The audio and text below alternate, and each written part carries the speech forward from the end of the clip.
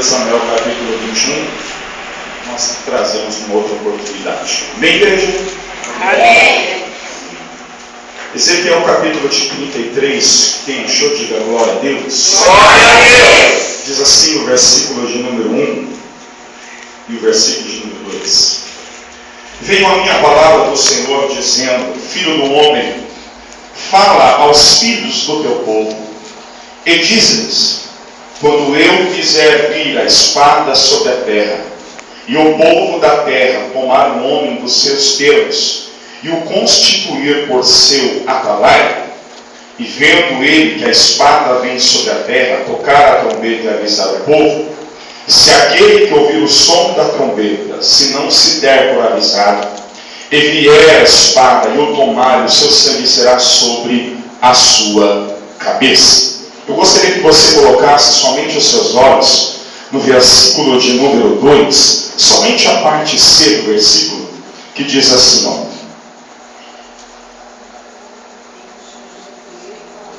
quando eu fizer a espada sobre a terra, quando eu fizer vir a espada sobre a terra, e o povo da terra tomar o homem dos seus termos, e o constituir por seu atalaia. Repita assim comigo: constituir por seu atalaia.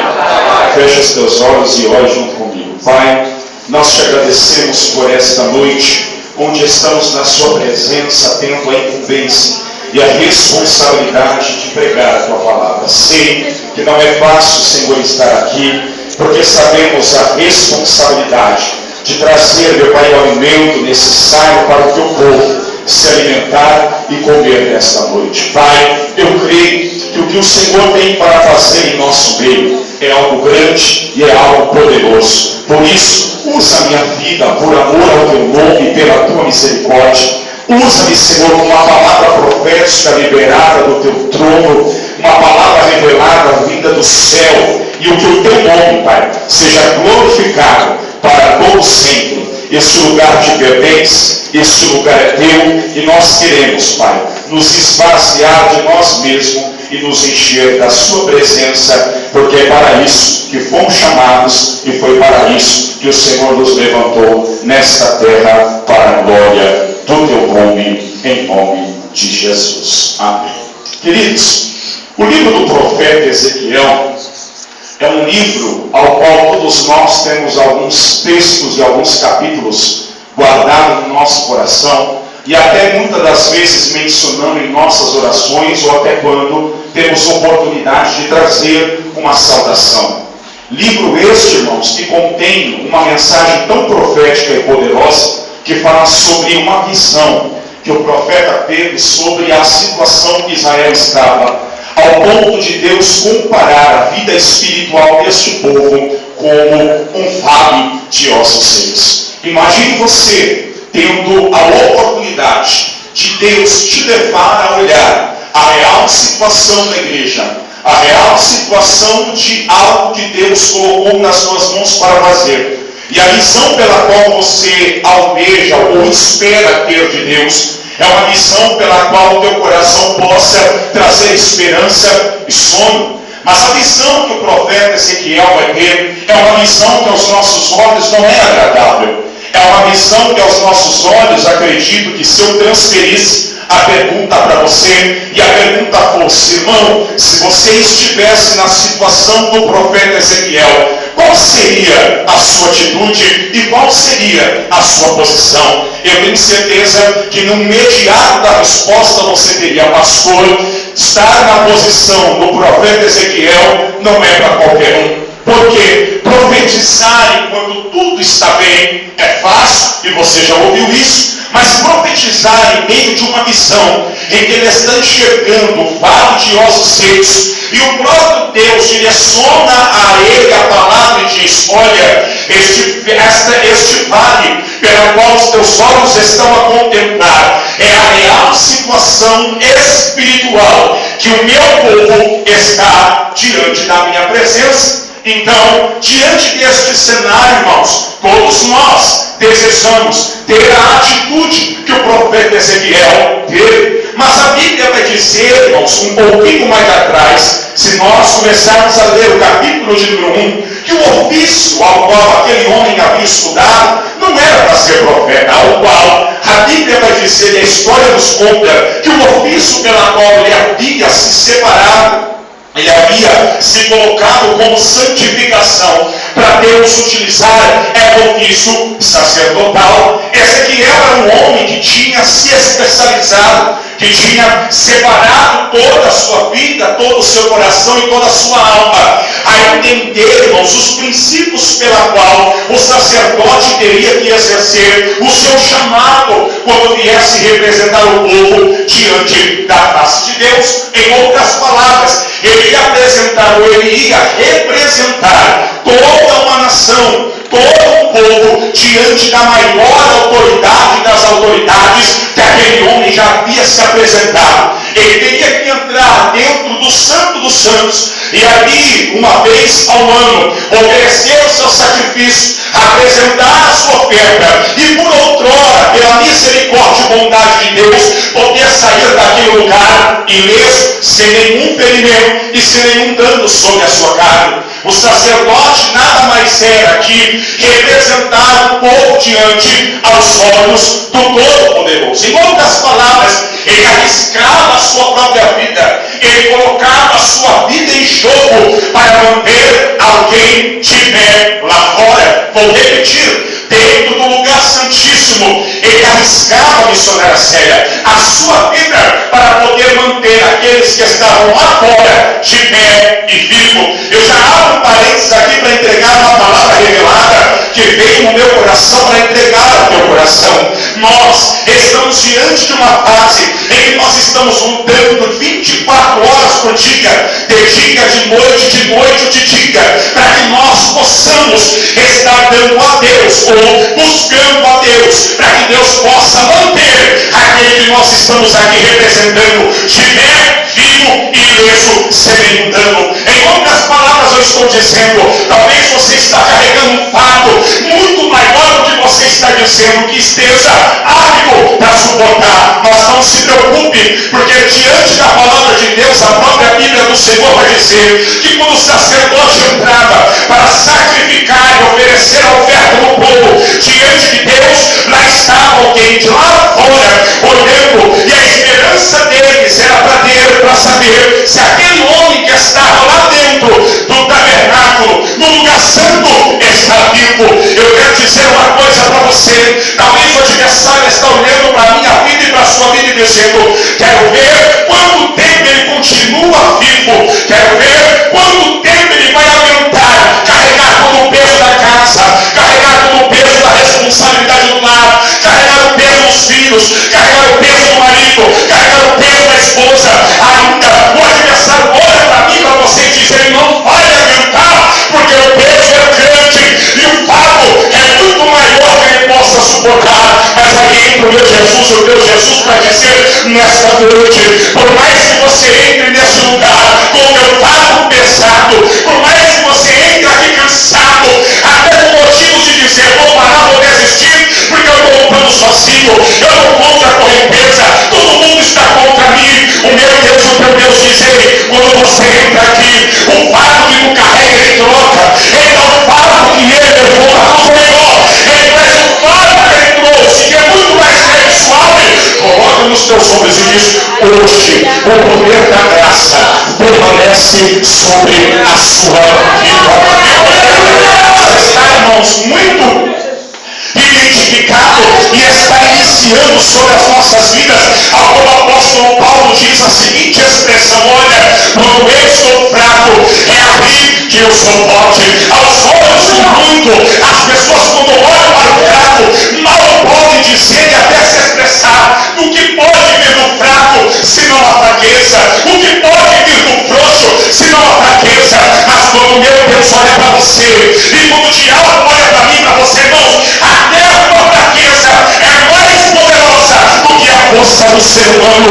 Vou repetir, até a tua fraqueza, quando você se sente fraco, é muito mais forte do que toda a força que o diabo pode investir para tentar acabar com a sua vida, sua obra e o seu ministério. Então ele vai entender que entrar fácil, porque ele vai representar uma nação, ele vai representar todo o povo em que estão lá fora, ouvindo o clamor, ouvindo a oração, sentindo, irmãos, o peso da responsabilidade daquele que está dentro do lugar santíssimo. Mas graças a Deus, que por mais, irmãos, que ninguém esteja se importando com isso, ainda há um povo que está lutando, gemendo e chorando para continuar vivo e manter a sua casa de pé. É aí, irmãos, que eu entendo que quando a palavra do Senhor diz que quando você começa a cuidar das coisas do Senhor, Ele mesmo se responsabiliza por todos aqueles que você deixou dentro da sua casa. Vou repetir, talvez você se encontra sozinho, remando como ela é. Não se preocupe, se tem uma coisa que Jesus não faz, é deixar você sozinho no barco. Se tem uma coisa que Jesus não faz, é deixar você de mãos atadas. Ele sempre está contigo, Ele mesmo confirma: eu estou convosco todos os dias até a consumação do século. Eu acredito para você, Deus é tão maravilhoso que Ele não precisa ser Deus na minha vida e na sua vida só nos momentos que você está na prova. Ele não precisa ser Deus na minha vida e na sua vida só quando você está na dificuldade. Ele é Deus mesmo não estando na dificuldade. Ele é Deus mesmo você não estando na prova. Ele continua sendo Deus. E eu não preciso que Ele opere milagre na minha vida para Ele ser Deus. Ele já é Deus antes de eu vir na certa da minha mãe. O que quer dizer isso? Eu quero dizer, irmão, que mesmo que você esteja passando pelo vale, eu vou te dizer, isso já estava nos projetos dele, isso já estava nos planos dele. Sabe por quê? Porque você precisa conhecer, aleluia, o Deus que você verdadeiramente serve. E para conhecer o Deus que você verdadeiramente serve, Deus precisa nos colocar no meio do vale, para que a gente possa reconhecer a grandeza do seu poder. O teu Deus é grande, irmão. Deus que muitos hoje levam o pescoço crucificado, com o rosto de derrotado, e muitos se prostram diante dele. Não, meu Deus não está ali. Ele desceu daquele lugar e hoje ele está sentado no trono. E a Bíblia vai dizer que foi dado a ele um nome que é sobre todos os nomes. E mais, a Bíblia vai dizer que ele foi coroado com muitas coroas. Glória a Deus, aleluia. Em outras palavras, é aquilo que o próprio João vai dizer: ei, ele desceu e deixou a sua glória.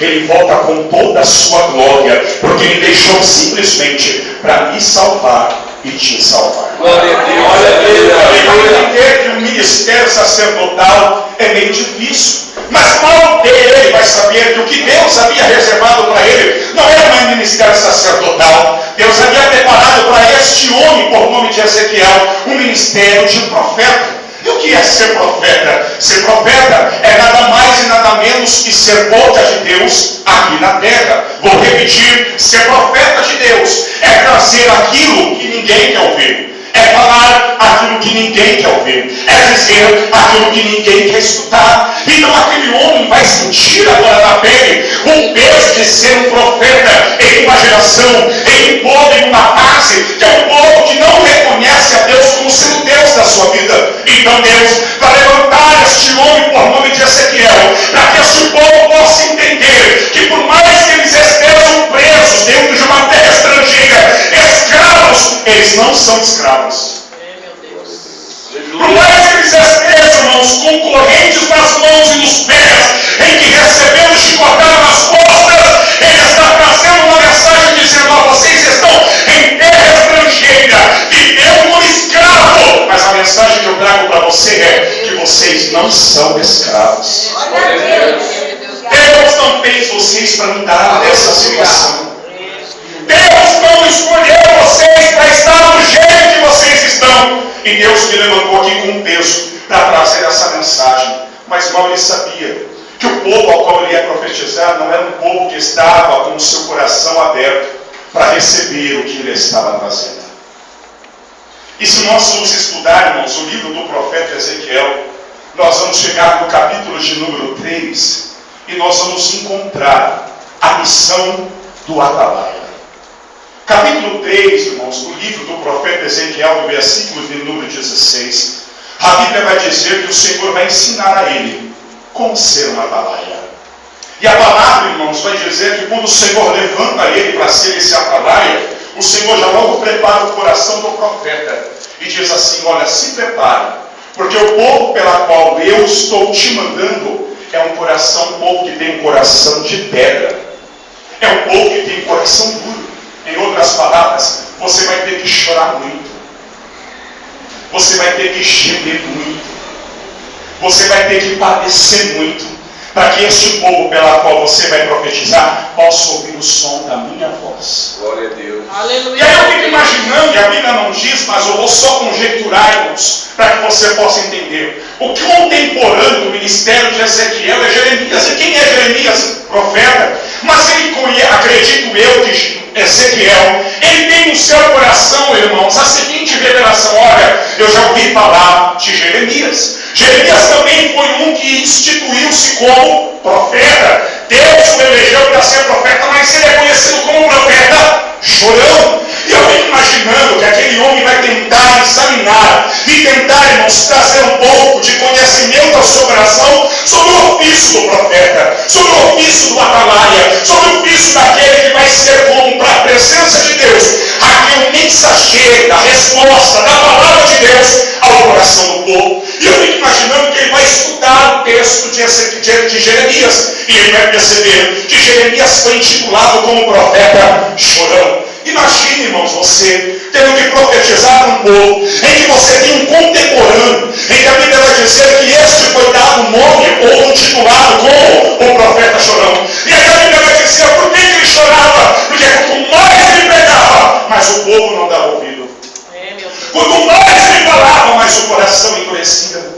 E ele vai chorar. O choro daquele homem está resumido simplesmente para que Deus possa salvar aquele povo. E ele vai entender que o ministério de ser atalaia não é tão fácil quanto ele imagina.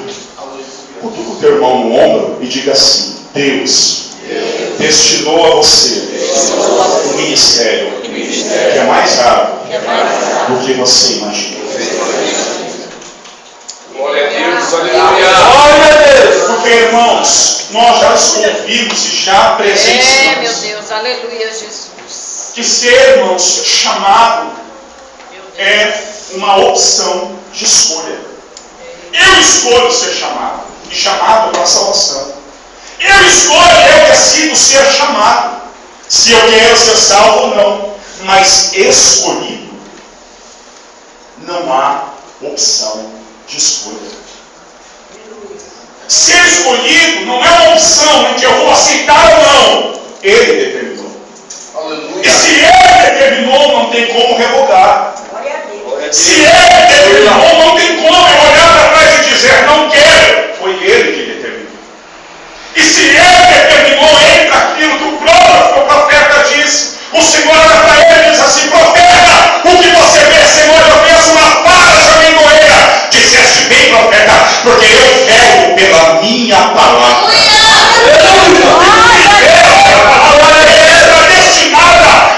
Deus colocou nas tuas mãos. E a pergunta que eu faço: o que é que ele colocou nas tuas mãos? Maravilha.